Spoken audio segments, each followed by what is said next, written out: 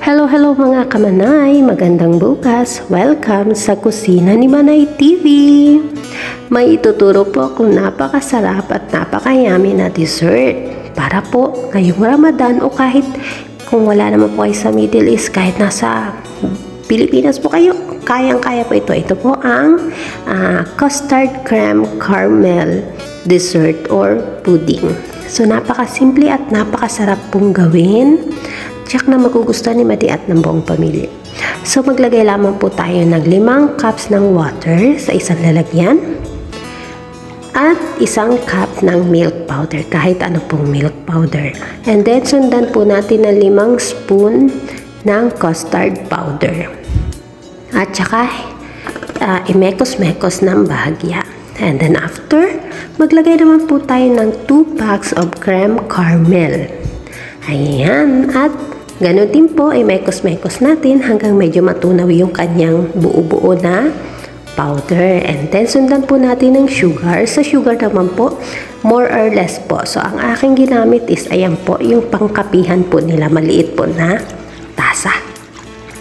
And then, after, tsaka po natin isalang sa mahinang apoy o medium flame lamang po. At huwag nyo pong titigilan ng paghahalukay-halukay, mekos-mekos nyo po hanggang sa makarating po tayo sa punto na sticky na siya or malapot na po siya.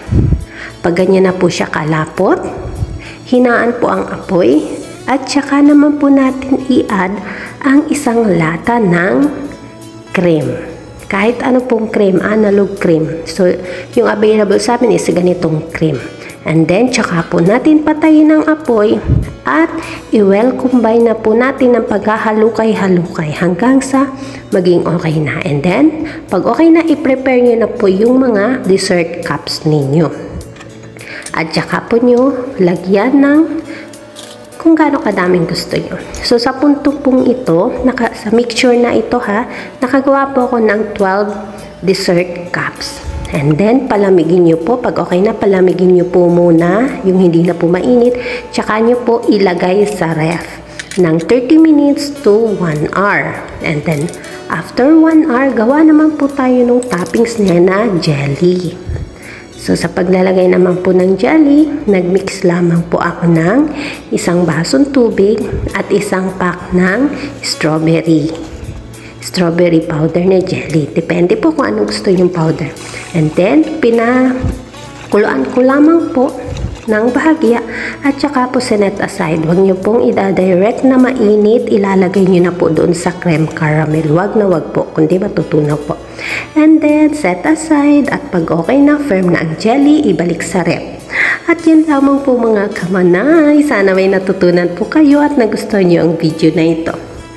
Yun lamang po. God bless and by you. Please follow, like, and share for more.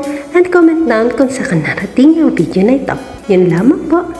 Bye! Enjoy eating!